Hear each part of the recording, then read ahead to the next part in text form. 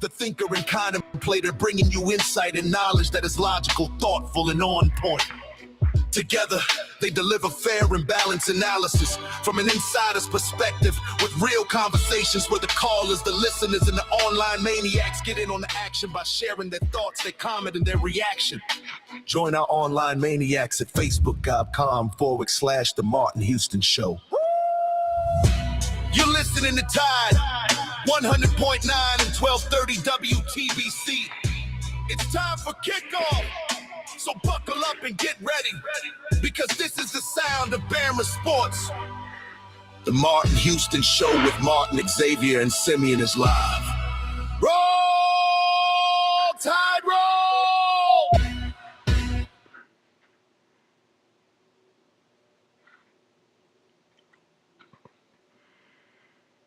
Good morning. Welcome into the Martin Houston Show with Martin, Xavier, and Simeon.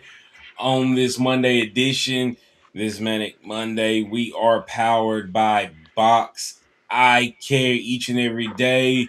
We will have Kennington Smith III joining us in the second quarter. Remember, we are here to talk team rankings, position rankings. Today we'll be hitting the running backs. We'll also be hitting Alabama's big win over South Carolina. That makes 4 in a row. Maybe Charles Bediako isn't needed as much as we thought he was as Alabama continues to roll. They've got big games still ahead, but Bama on a 4-game win streak. Well, also, quick hit. Bama baseball started off with a series win this weekend over Washington State. We got a lot to get into and more. Remember that this is the day that the Lord has made, so let's rejoice and be glad in it. Take some time today to notice someone, love someone, serve someone, be the difference you want to see in the world today. Maniacs, give us a call on the hotline at 205-342-9904. Of course, our online maniacs jump in the conversation by posting your thoughts, your comments, and your reactions in the live stream chat. Also, this week, I'm going to try to catch up with someone that old Bama fans are familiar with. Tommy Wilcox played under Coach Bryant, local kids, grew up here in Tuscaloosa, did well. Of course, he's older than me, but I'm saying when he came here, he was a local kid, all right? So not calling him a kid today, but he's written a song, and he and I talked a little bit about it. And this song is, guys, kind of talking about getting back to that crimson jersey meaning something, and the tradition of Alabama being more than, what we've experienced the last decade and a half under Saban. So really, really interesting take there. So we're going to try to figure out a day that works for him, works for us, and get him in on the conversation. I think that'll be a fun time. Maybe we can do that even more often, get some of the old guys back and see what they're up to. But I thought this would be a neat chance. So we'll be trying to get former Bama legend Tommy Wilcox in at some point this week, or definitely in the near future. So, but yeah, I know we're going to talk about the Houston Power Rankings as we break down each particular position group, unit by unit, player by player, looking at depth, ceiling, leadership, and game changer. And there's a lot of other things that we could have did that may would have given them better grades, but we're looking to the positive side of things. We're looking to get to the excitement. There's going to be enough naysayers out there. We're trying to give y'all some hope. We're trying to look at the things that are actually give you some, hopefully, insight into the top part of what Bama could potentially do, not the bottom. So, and of course, we do wear crimson colored glasses here on the Martin Houston Show with Martin, Xavier, and Simeon. Take it away, guys. Yeah, real quick. We didn't mention this, but Dad, what are your thoughts on former players running their mouth about the state of the program when it seems to constantly be a negative? Well, I would tell you most of those guys played under the Saban era. Agreed. And sometimes pride comes before you fall. uh, I think they built Alabama football. Sometimes, not all of them. Um, I think I reposted the thing about Will Anderson, and I love that kid, and where he went into the prisons and was talking Mm-hmm. about how blessed he was, and and all of that. But also, it also, and I don't know which ones you're talking about, but it seems to be the ones who think more highly of themselves than they ought to when they were at Alabama and didn't make it in the pros. And they're trying to Mm. and they're trying to Mm. make themselves more relevant. Sometimes also, it's the Greg McElroy approach. Uh, I can name a couple others. And Damian keep Harris, Marquise Mays. I mean, those are the guys that were good at Alabama, just didn't pan out in the NFL, like you said. And I feel like it's a common pattern that the guys that are dominating, and I've not met one guy that was dominating in the NFL or at least had a long career in the NFL come back and dog Alabama. I haven't. and Q Dixon hit the nail on the head. Marquise Mays for me has said some things about the recruiting program, and this is just one of the things. He said Alabama football was truly gone. I get putting your own twist on things, but Coach Saban, the way worked out pretty dang good for 17 years. To go completely away from it is beyond me. You And can't do it that way anymore. and here's here and his remarks have been after the wide receivers every time it seems to that be every time you brought it up, it's been when a wide receiver has has committed to Hmm. committed. Alabama. And And he's been and a here, 3-star. here's the crazy part. It's the guys that were in the same boat he was. A a low ranked 3-star that was given an opportunity, and he made the most out of it at Alabama. Ended up being a multi-year starter, got a couple national championships, but he talks as if he didn't play with Julio Jones. That when you go back and look through the Alabama wide receivers up under Nick Saban, nobody, I mean, it is what it is. Nobody mentions Marquise Mays. Well, here's what I say to that, Xavier. If you're not comfortable in your own skin and what you brought to the table, you make yourself. And I don't know if this is what's driving him or what, but when we had one of our reunions, we all laughed. This is the '92 team. We said it ain't about 4 or 5 of us be playing right now. we said Copeland and Curry would have got recruited to Alabama. Teague and Langham probably would have been on Alabama. Lassick would have probably made it. The rest of us been playing at Auburn or somewhere else. I'm talking about the national championship team. Yeah. I mean, it was Mm. probably some other guys in there, but for the most part, that's just unfortunate. And so some of these guys, and I'm not dogging Marquise Mays. Like I said, he had a If great Marquise Mays had come a couple years later, he would not have been at Alabama. I mean, if we're being honest. now he was an athlete. He did a lot of things at a smaller school, sort of like I did.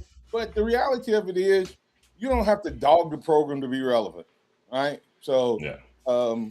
and this is a different time.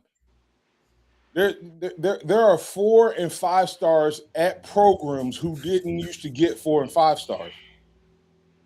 Every year you read about Vanderbilts and Houston's and these other places getting their first or second or third 5 star. The only Mm-hmm. place 5 stars used to go was to the blue chips that gave them a path to the NFL because they were coming to college to make it to the pros. Mm-hmm. Yeah. That was it. And so now they don't have to go to college to make it to the pros. to get paid because they can leave college having made $3, $4, $6 million. Yeah. And they're more likely, if you're one of the lower end or mid-range 5 stars, you will make more money in college going to a Vanderbilt. Like that quarterback that went to Vanderbilt that was committed to Georgia, he's getting paid, man. And if he doesn't make it to the league, he's still going to be better set than he would have been if he maybe went to Georgia and sat for 2 or 3 years and maybe end up transferring to Vanderbilt later. Right. So, yeah, I just thought that was interesting. And speaking of recruiting, we've got Pat joining us on the hotline. How you doing this morning, Pat? Hey guys, got a late recruit Saturday. That JUCO. He ain't the biggest guy. Hey, he's built more like Smitty, but he had production out the yin yang at 109 yards or so average for Gulf Coast Community College out of Southern Mississippi. And hey, he's a real deal as far as went back, watched his film, actually know the coach, know his head coach. Hey, I can't get over how he goes out and finds players that nobody else is really looking at, and how this guy slipped through the cracks. Please explain it to me, X. I can't explain it. I can't. This kid, it looks to be something really special. I mean, like you said, he dominated the JUCO ranks over 1,200 yards on 68 receptions and 13 touchdowns. And JUCO guys have always been a key piece for Alabama through its success. You know, speaking of John Copeland, JUCO, back when you played that. And I know he wasn't your only teammate that came from JUCO. You look at the Terrence Cody's, the James Carpenters, all of these guys that helped Alabama win national championships through Coach Saban's era that came from JUCO. So when you see things get said about these kids before they even get an opportunity to prove themselves, is kind of surprising to me. But yeah, Pat, I think he could be a interesting piece that has been added to the puzzle. Yeah, and but Martin, you go back to your head coach and your defensive coach. Hey, they could do what Coach Bryant could do. He could take his and beat yours, and take yours and beat his. Brother Oliver was some kind of specialist, especially in 1992-93. Do you not agree, Mr. Houston? I do agree. Alabama had, and those guys had a lot of heart, you know, a lot of want to, and it mattered, along with being talented. So that's the question that we still have to see. And maybe these guys are hungry. Maybe these guys he's getting are they're talented, and maybe they're hungry. And I think that they're getting guys not just for guys to play this year. I think they're doing some depth management for this year and beyond. Thanks, Pat. Appreciate it, man. That's good insight. And remember, there's 105 scholarships now. So there's that aspect of it as well. But we're going to get to break. When we come back on the other side, we'll have Kennedy Smith III join us, and we'll continue this conversation on the Martin Houston Show with Martin, Xavier, and Simi.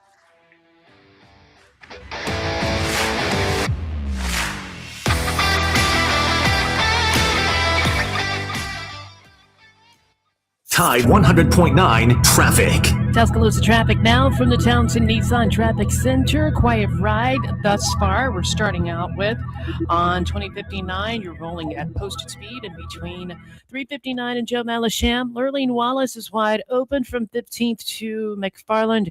And we got some road construction in the area.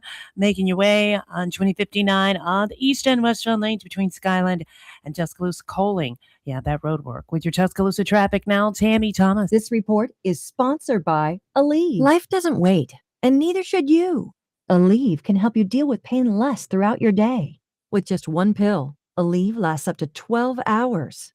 Don't let those aches and pains hold you back from doing what's important to you. Use as directed. Team USA is chasing their dreams, and Townsend Honda is here to help you win gold. Lease a 2025 Honda Accord LX for just $259 per month. Plus, get 3 years of complimentary scheduled maintenance. Chase your dreams at Townsend Honda, Skyland Boulevard in Tuscaloosa, where every new Honda comes with a lifetime powertrain warranty. Lease 2025 Accord LX, $38.99 due at signing, 36-month lease, 10,000 miles per year, closed end lease. Excludes tax, title, license, and dealer fees. With approval from Honda Financial Services, offer ends 3/26. Got timberland in West Alabama or East Mississippi? North River Timber Company has you covered. Since 2011, Courtney White, a registered forester, along with his expert team, have been managing timberland and harvesting timber across 4 West Alabama counties. They offer comprehensive timber management plans, reforestation services, and appraisals. Courtney White says timber is like money in the bank. Don't let your investment go unrealized. Call North River Timber Company today. Email them at northrivertimberco@gmail.com or call 205-242-5127. I've always wanted to learn French, but the app I tried didn't help. If you want to memorize words in another language, there's an app for that. But if you want to really learn another language, there's Babbel. Babbel was designed by over 200 language learning experts to be the most effective way to learn another language. With other language learning apps, I was just playing games. I wasn't really learning. Babbel's different. Every time I open the app, I can choose to work on my writing, speaking, or listening. And it saves my mistakes for me to review, so I'm constantly improving. Babbel feels like it was created intentionally by people who really know what you need to learn another language. Before Babbel, I thought I just wasn't good with languages. But now I'm speaking French. Tout ça, c'est grâce à Babbel. Want to really learn another language? Save up to 50% on your Babbel subscription when you sign up at Babbel.com. That's Babbel.com to save up to 50%. Babbel.com. Hey, I'm Martin Houston, and I want to tell you about exciting news happening at Box Eye Care. They moved to their new location, bringing you a brand new lab, stylish new frames, and a fresh look just for you. Enjoy their expanded frame inventory, competitive prices, and faster service, all with the same great level of service you've come to know and trust. Discover this full-service eye care at Box Eye Care's new location. With their in-house lab, they offer unbeatable value and one of the largest frame collections in town. Schedule your eye exam today and walk out with new glasses in less than an hour in most cases. Visit boxeyecare.com. That's boxeyecare.com or call 205-342-0660. That's 205-342-0660. Visit them at 5003 Oscar Baxter Drive. That's Box Eye Care. Your vision, our priority. Tide 100.9 Tuscaloosa weather. The sky becoming sunny today, the high in the upper 60s, around 68. Clear tonight, the low 47. Tomorrow is sunny day, the high 69. Wednesday, partially sunny with a mild afternoon, the high Wednesday 73. I'm James Spann with the Alabama Weather Network on Tide 100.9. It's 53 degrees in Tuscaloosa.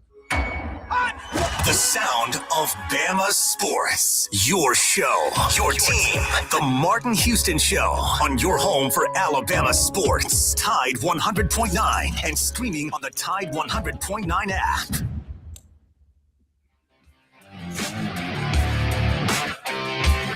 Welcome back in to the Martin Houston Show with Martin, Xavier, and Simeon. We're live, local, and ready to get things rolling right here on your home for Alabama sports. Tide 100.9 and 1230 AM WTBC.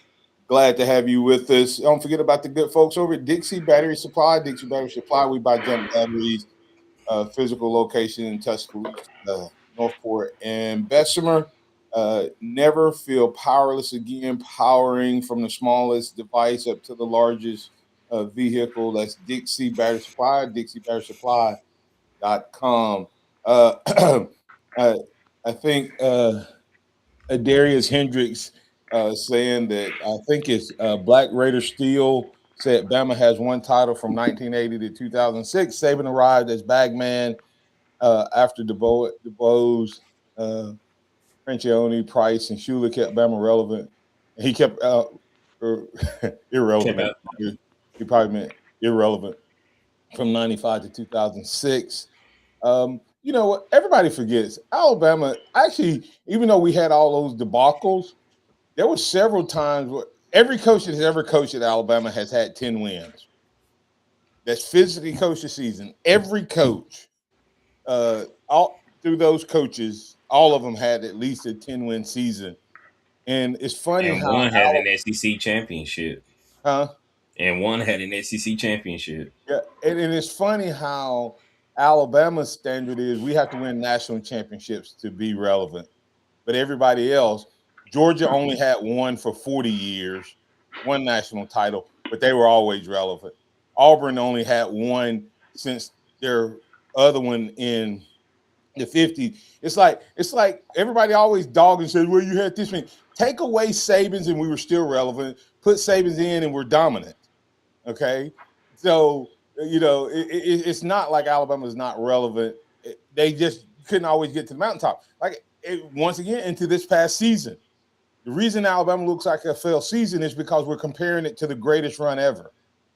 Alabama, with a second-year coach, did make it to the SEC championship game. So I just wanted to hit that, guys. Yeah, absolutely. But today we're going to be talking about a little bit about the Alabama basketball game this weekend. Alabama defeated South Carolina 89-75. This is Alabama's fourth win in a row. Alabama had three guys with 19 points or higher. Had Latrell Wrightsell, Aiden Holloway, and LeBaron Fallon with 20. I mean, this backcourt, when they're shooting their shots and they're hitting, it is scary to see. But one thing I was extremely impressed about, Alabama rebounded South Carolina by maybe, I think it was double digits. And that is something that has never happened. I don't think to this season. I mean, London Jemison had 8 rebounds. Amari Allen had 10 rebounds. If we can get our, I guess, wings rebounding at that level, I think Alabama will be very dominant going down the season. And maybe not having Charles Bediako and maybe everybody's saying this team is going to struggle without Bediako has maybe ignited something in this team and saying, you know what, this is rebounding is what we've struggled with. Maybe, if we hit the boards, we don't need Bediako and we don't need anybody else because Bediako wasn't on this team to begin the season and everybody had high hopes. So if Alabama can maintain that aggression on the boards, I think they'll be fine going into March. Yeah, I agree with that. But we got Kennington Smith III joining us on the show now. How you doing this morning, Kennington? I'm good. How are y'all? Doing good, doing good. So, Timmy was just talking about the basketball game. What were your thoughts after seeing the game on Saturday? Yeah, I think he made a good point as far as the rebounding goes. I think this is probably Alabama's best rebounding game of the season. They were plus 14 on the boards, and they were plus 5 against Ole Miss, which, Alabama usually breaks even in rebounding at best. So plus 19 in their last 2 games is notable, and hopefully that can continue. I think the biggest takeaway that I have is Alabama's doing a good job of taking care of the teams that they should take care of. The last 4 games, all games that you felt like Alabama should win, and they've done that. They have a tough game against Arkansas on Wednesday, but their schedule down the stretch is very manageable. If we're talking about getting a top 4 seed in the SEC, last 4 games, home against Arkansas, then they go at LSU, home against Mississippi State, and then at Tennessee to end the year. You go 3-1, maybe potentially 4-0 in the stretch. You're definitely looking at a top 4 seed going into the conference tournament. And maybe everything doesn't look as bad as it did maybe a week ago or 2 weeks ago with this team. So I like what I've seen in the last 4 games. Seems like they've responded to that loss against Florida. And I think they're positioned nicely going into the postseason if they can keep this momentum rolling. Yeah, is it interesting though now that Bediako's gone that we've seen our bigs kind of step up and take the next step? I mean, our bigs as far as Aiden Sherrill and his scoring, but then when you look at the rebounding, it's Jemison and Allen leading the charge. Yeah, it's nice to see, especially London Jemison, who's really come on lately. Amari Allen, finally getting healthy, and he's playing at a really high level too. I don't think that we've really seen like the true effect of like what could happen if Aiden Sherrill really gets in foul trouble. Taylor Bobone is still out. Noah Williamson, it looks like has kind of reverted back to kind of just being somebody that you kind of have to throw in there for like, a handful of minutes to just try to hold it together to give Sherrill some rest. If Sherrill ever gets into foul trouble in a game, that's when I think we're going to see kind of Alabama stretched a little bit. But it is nice to see some of the wings take a step forward in the rebounding and helping Sherrill out. Yeah, if Jemison ever gets his shooting down, I think he ends up being nasty. He's 0 for 8 over the last 2 games, but the rebounding and the hustle is really what he brings to the team right now. Yeah, now he's been making some winning plays, and I mean this has been going on for probably a little over a week now, going into 2 weeks. So good to see him respond. I'd like to see Taylor Boboa get healthy. I think that he can help with rebounding as well, even if his offense hasn't been there. But as far as Alabama, I think the story of this team all year long has just been like how potent their backcourt is or could be if you could get Sideline Holloway and Wrightsville all together healthy at the same time. And the last Saturday was just another example of that. You have, one guy go for 20, the other guys go for 19 apiece. And when they're shooting like that, Alabama's going to be able to, compete with a lot of teams. So we'll see what happens in the front court, but if their backcourt is going to keep playing at a high level, then, Alabama, like I said, I feel like they're poised to make some noise in the postseason, depending on if they get a favorable draw. Yeah, and speaking of that favorable draw really quick, guys, if the backcourt can play like this, I still think we're vulnerable to the bigs. If our backcourt shooting like this, then that can nullify the offensive side of the other team if they don't come with a great defense, Kennington. That makes sense. Yeah. If we get into if these guys are playing like this and it's a shootout and we're trading threes for twos, then we can get them out of their offense. The problem is when the other team has had big so far this year, we've lost a rebounding battle and our shooting has been off. You can't have both of those happening at the same time. Kennington. Yeah, I agree. That's what I said, kind of alluding to earlier. It's like it seems like the best case scenario for Alabama moving forward is like if you can keep Noah Williamson under, at 5 minutes at the most in a game, which is kind of what you've seen the last few games. There was a game maybe like a week or two ago. He came in and played 10 good minutes, but we haven't really seen, at least since Bediako's been out, a team really try to go and attack Aiden Sherrill and try to get him into foul trouble. He's been a good shot blocker this year, so that's, obviously one of the reasons why. But like you said, when you're going up against a team like a Florida, for example, or like, I'm talking at the highest level here, but like a Michigan, teams with multiple skilled bigs, that's when you're going to kind of run into, some trouble. So as long as Sherrill can stay out of foul trouble, then Alabama's going to be in a pretty decent spot. But I do agree with you. They're going to be shooting it like this. That can nullify some things. And it's funny because at the beginning of the year, Nate Oates said this is one of the better shooting teams that he's had, and it hasn't bared out statistically. But the backcourt is starting to kind of like pick up a little bit. And even Millette is starting to play a little bit better offensively too. So you add him into the mix. So they can kind of find that down the stretch, then Alabama might have a few more answers than we thought. Ironically, Simon, let me say this real quick. Ironically, Millette and Bo Bowen came in. They were the highest percentage guys, right? Them, right? So, and Bo Bowen. So, yeah, Simon, go ahead. No, Jalil Bethea came in and gave some good minutes this game. He had a lot of hustle plays, was playing defense. So I think he's maybe gaining a little bit of favor with the coaching staff because he was able to go in when it wasn't just, I'm not trying to be funny, one scholarship player with the rest of the walk-ons. So I think he's getting able to maybe be an active part of winning basketball for this team. Yeah, which would be, a huge boost because, Bethea was also, we had a conversation a little while ago about how the transfer additions haven't lived up to the hype, but Bethea was kind of one of those guys. I mean, he was like a 5-star coming out of high school. You thought that he could come in and provide some firepower. It hasn't quite been that yet. So if he can continue to earn that favor going into the postseason, that's another potential, boost to this offense. Do they get Arkansas on Wednesday? Is it at home? It is at home. Yeah, they got it. Yeah. Kenny, what's your thoughts? And then we then take the break, guys. Yeah, I'm gonna zag, and I'm gonna say no. Winnable game, obviously they're at home. That plays a factor into it, but Darius Acuff is playing at just like a different level. So I'll take Arkansas, but I wouldn't be surprised if I would have. All right. Yeah, it's going to be a tough one, but we're going to get back on the other side.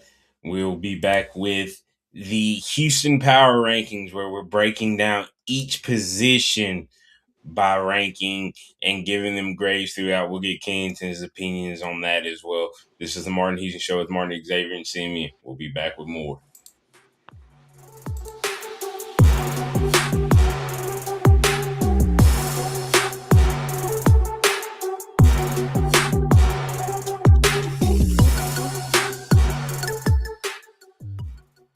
Tide 100.9 traffic. Tuscaloosa traffic now from the Townsend Nissan Traffic Center. Quiet ride thus far. We're starting out with on 2059. You're rolling at posted speed in between 359 and Joe Malisham. Lurleen Wallace is wide open from 15th to McFarland.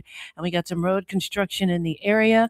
Making your way on 2059 on the east and westbound lanes between Skyland and Tuscaloosa Coaling. Yeah, that road work. With your Tuscaloosa traffic now, Tammy Thomas. Taco Casa, quality, taste, and value under the biggest cactus in town. They've been doing it the right way each and every day for 50 years and counting. If you're looking for a great option for lunch and or dinner, then you need to check out Taco Casa. Taco Casa, and while you're there, don't forget to get a big glass of that sweet tea. Visit them online at tacocasa.com. That's tacocasa.com. Quality, taste, and value on the biggest cactus in town. That's Taco Casa, tacocasa.com. Whether you're a working professional or an active dad, Game Day Men's Health in Tuscaloosa offers convenient expert-backed care for all men looking to feel and perform their best. They specialize in testosterone therapy, ED, weight loss therapy, and peptide therapy. Their easy 3-step personalized treatment plan will get you on the right track to feeling and performing better.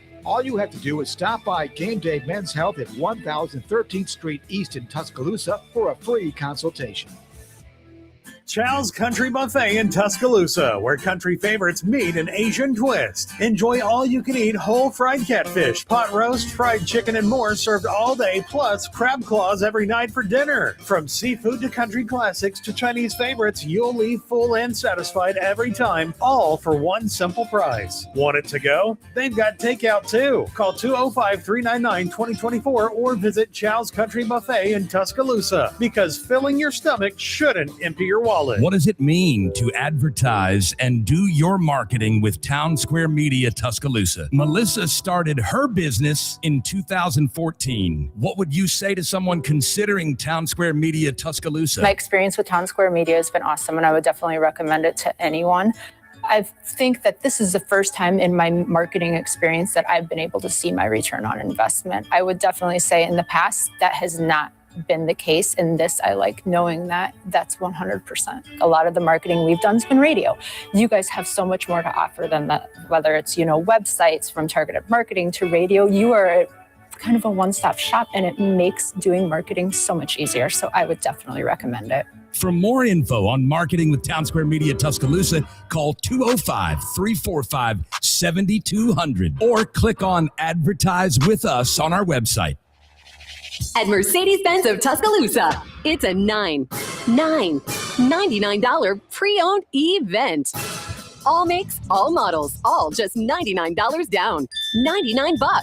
Acres of the hottest pre-owned cars, tons of trucks, and a huge selection of SUVs. Many still have the factory warranty. And best of all, many are under 20 grand during the $99 pre-owned event at Mercedes-Benz of Tuscaloosa. All our pre-owned vehicles are fully reconditioned. If it's on our lot, it's passed a 100-point inspection, and we stand behind every vehicle we sell. Need credit? We have local banks and credit unions ready to lend. It's a $99 pre-owned event. All makes, all models, all just $99 down. 99 bucks. Now at Mercedes-Benz of Tuscaloosa. Mercedes-of-Tuscaloosa.com. Mercedes-of-Tuscaloosa.com. Example 25 Ford Escape 32.8, 99 down, 575 a month, 60 months, 6% APR, plus tax tag title to qualified buyers.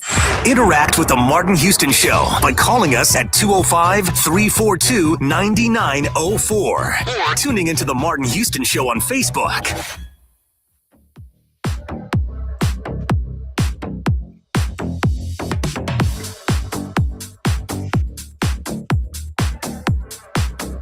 Welcome back into the Martin Houston Show with Martin, Xavier, and Simi. We are joined today, of course, by Kennington Smith III, as he does each and every Monday. Kennington, we've been doing a thing recently where we've done Houston Power Rankings, where we go in and we rank, so far, the offense as a whole, what our opinions are. We've done the quarterbacks, the wide receivers, and today we're doing the running backs. But just kind of an overview. Dad, can you pull up the exact overall rankings that we have? I can't pull it up, but I can talk through it. Okay. I can't show it to anybody on. Yeah. So we can talk about it. But Kennington, we're measuring using a little different rankings because it's such a new roster. The four things we're looking at, Kennington, is depth in the room, ceiling in the room. What's the ceiling? What's the potential if they hit on all points and have the type of season they're capable of? Leadership, whether you know it or not, whether they have it. And then whether or not there's a game changer in the room or, of course, on offense, whether it's a game changer. And overall, kind of the offense kind of came out as a B. The quarterbacks came out around an A minus. And the running back, the wide receiver room is I haven't done the total. It's going to come out somewhere around an A minus as well. So, and now we're getting ready to talk about the running back room. But any thoughts on those first three? Based on depth, ceiling, leadership, and game changer. Yeah. I think I would agree on the quarterbacks. I think receiver is an interesting one because the depth of it is questionable, but I do see the potential there. Obviously, you have Darian Morgan. Derek Meadows was a high-rated guy. Rico Scott, another year in the system. So that was an interesting one to me, but I would agree that, the quarterback, if they can hit their marks and based on the recruiting and everything that they've done, I would agree that quarterbacks is probably in that A- range. Yeah, and the thing we talked about a little bit on the wide receiver room is kind of how they play the wide receiver, not the room itself, that they may create some depth with their tight end play, but also,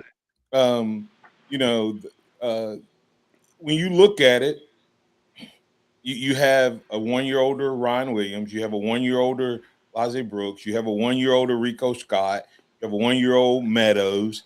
So if those guys just take a step forward, that's 4 wide receivers right there.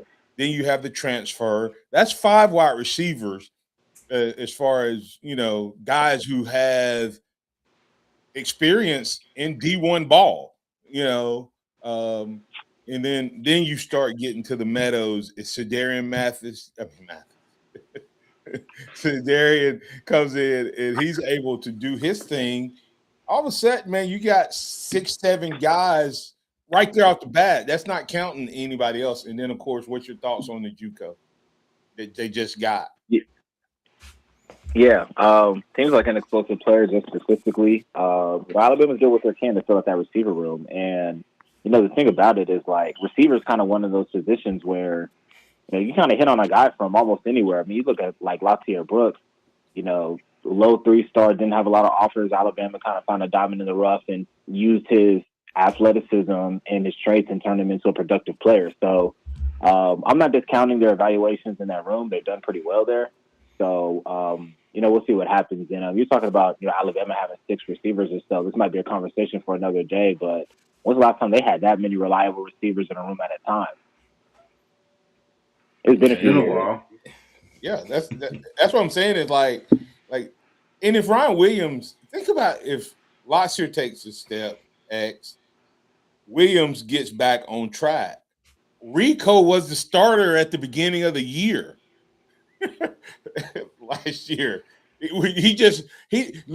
Rico didn't necessarily lose his job. Loxier Brooks just won it, if that makes sense. Right. Mm-hmm. Yeah, I mean, it's going to be an interesting.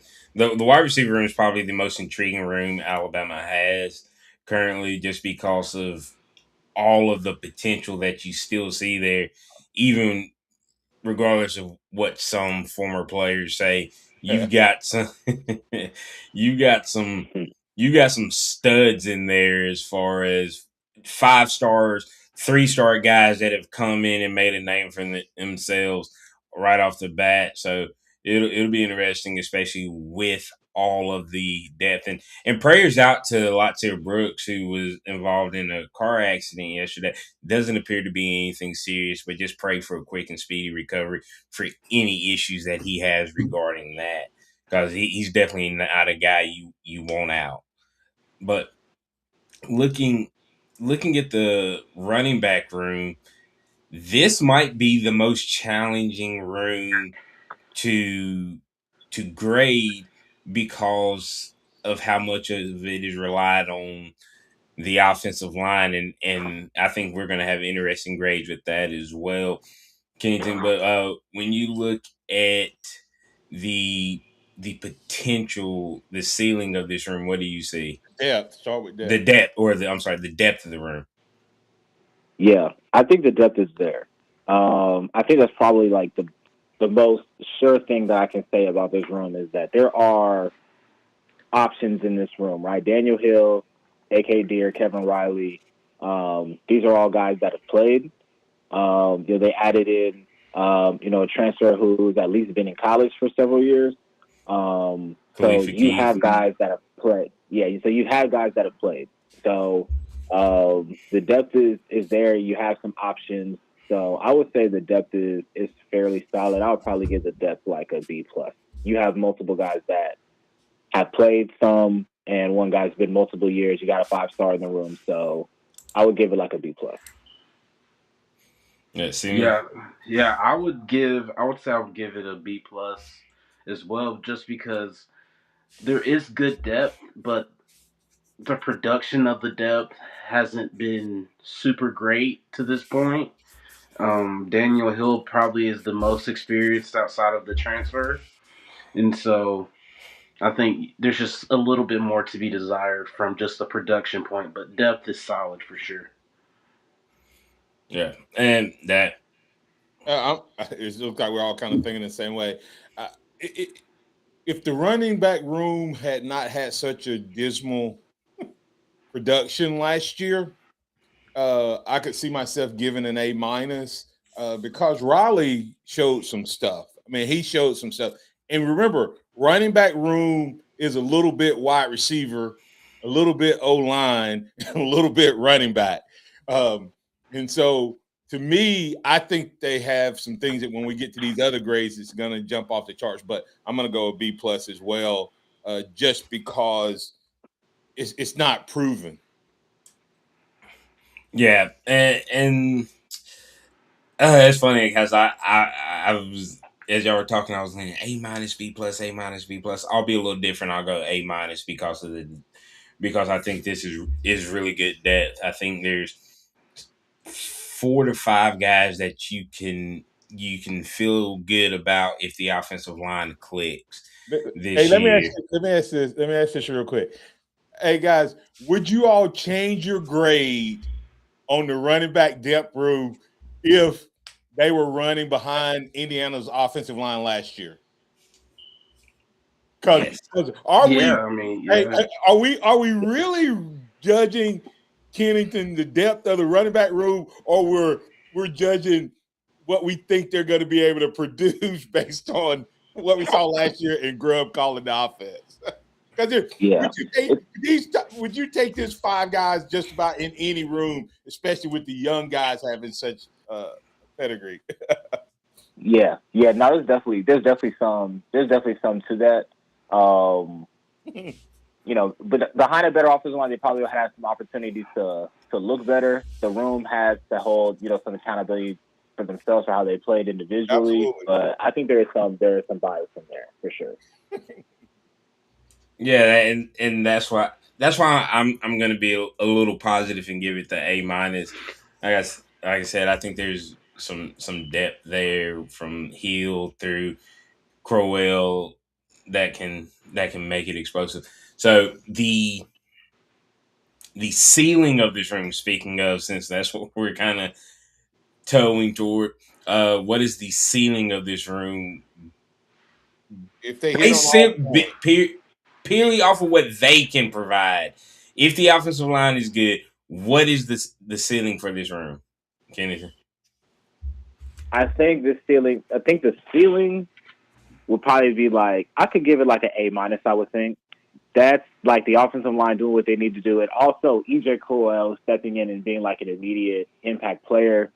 And one of Daniel Hill, A.K.D. or Kevin Riley, like taking a major step forward. So there's a lot of ifs, ands, buts, etc. But the ceiling, if all these things line up, is probably like an A minus running back room, because you look at the recruiting pedigree of all of these guys. Kevin Riley was a top 100 guy, I believe, was an Army All-American. A.K. Deere was a 5-star. Daniel Hill was another Army All-American blue chip guy. E.J. Crowell, obviously 5-star, number 1 running back in the country. So the recruiting pedigree is there. The talent is there on paper. So if these guys can maximize that with a solid offensive line, this could be an A minus, potentially A running situation. A lot of caveats, obviously, but just off of the potential of the room, I can see it being to that level if they can all hit.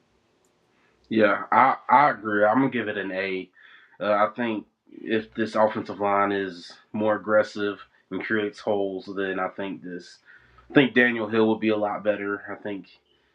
But he also needs to work on his vision a little bit. But I think A.K. Deere, E.J. Crowell, Kevin Riley, they have some juice to them. So I think if they create the holes, they'll be able to have some bigger plays this year. Yeah, we're not even hitting some of the guys that's in the running back room. If you're just looking at the top 4 guys that I think is going to be Riley, Hill, Deere, and Crowell. The way I judge ceiling is not based on whether I assume everybody else is going to do their job. Grubb's going to call a good game. The linemen are going to block. Just pure potential. If I put this group of running backs into an offense that utilizes them, their skill set, their potential to play running back. Daniel Hill as a short yardage guy, if they gave him that specialty. Riley as a receiver out of the backfield, if that became his thing. And the other 2 all around, the only question I have about this running back room is whether they can block.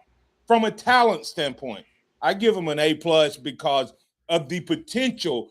If they were in the right situation, I think you have 4 guys that can flat out play D1 football, and you could put 3 of these guys back in the Saban era, and you would have Derek. I mean, you wouldn't have Derek Henry. You would have Ingram, Eddie Lacy, and Drake. You have some Kenyon Drake. You have TJ Yeldon. So I say it's an A+ room for potential. Doesn't mean that that's what's going to be the results, though. Yeah, I'm going to give him an A for potential. And like you kind of nailed it. These guys can play and all have their own specialties. The blocking is the biggest issue. Can they block consistently? And that's why I'm a little hesitant on the E.J. Crowell love. I think he's an uber talented runner of the football. I think he can be really good as a pass catcher, but he's not 17 yet. Can he physically hold up and block SEC linemen that are 23 23, 24, 28 years old with the way college football is going. Well, maybe they'll just Simeon. Xavier. Maybe they'll just use him anytime he in the running back as the hot route on the blitz. I mean, coaches have to be able to coach this stuff. I mean, it's simple. You don't have to make a running back block. If the running back man blitzes, then you throw the ball to him. Come on, coaches. It's not that difficult. Anyway, X, we need to get through these next two. And then we've done depth, ceiling. Leadership is up next. So, hey, Kennington, what you got on leadership? Yeah, this is a tough one. Really young room. Not a lot of guys who have. Truthfully, like young room. Not a lot of guys who have played. Not a lot of guys who have played well. So I don't know where the voice emerges from this room. It might just be whoever is just like emerges as just kind of like the alpha in this room out of spring practice is probably the leader. I don't know who the leader is at this moment. So I can't go any higher than like a C for leadership. There's just not a lot of experience, not a lot of veterans, not a lot of guys who have proven a whole lot. And a lot of leadership is probably gonna have to come from Gillespie to start, and then we'll just have to see. But I can't give it any higher than a C for those reasons. Yeah, I agree. C+, just because maybe if we revisit this after the spring and we can see who the top guys are. But until then, I think it's a C just because of what Kennington said. They have a C+ only because Daniel Hill and Riley played some. So they do have something that they bring to the table. The other two guys, not very experienced. Yeah, C+ for me as well. Two guys that have played, four guys that are new or barely played in this offense. And then we've got game changer. How many game changers in this room? How do you grade that, Kennington? Again, this is another tough one for me because I just haven't seen any of these guys change a game before, at least consistently. There might have been a moment or two, maybe for Daniel Hill. I don't think there's been any game-changing moments for Kevin Riley or A.K. Deere. EJ, to Xavier's point, is really young. Maybe he could be a game-changer, but that's putting a lot on a kid who's not yet 17. So game-changing, I'm probably going to have to go with like a C+ here just based off of what I've seen. There's potential there for a lot of guys to take a step forward and be that. But when we talk about game changing, we're talking about guys that have like home run hitting ability, guys that can break tackles, guys that can turn nothing to something. And I just haven't seen that out of the guys in the room that I've played at least. So again, this is like a C+ for me. Yeah, I'll say B because I saw A.K. Deere have a couple of runs. So I think these guys can do it with another year of experience.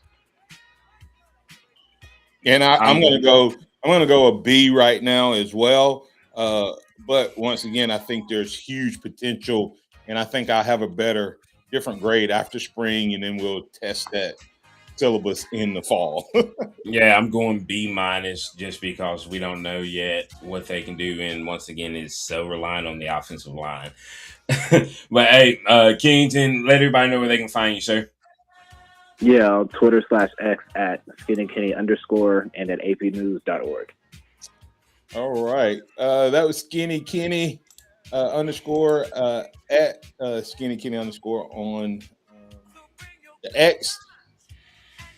I like the running back room a lot. I know their grades are lower than the wide receivers, but that's just because of the unknown. I think that there's enough in there that Alabama can look good. And the O-line actually bumps that grade up a little bit if we grade the O-line. We'll review this tomorrow with DC. We'll get more of your thoughts, and we'll move on to the next position, tight ends, on tomorrow. Listen to the Martin Houston Show with Martin, Xavier, Simeon. That's KS3. Remember this, trust in the Lord always. When you're not your own understanding, always acknowledge Him, and He will direct your path. Roll Tide, everybody.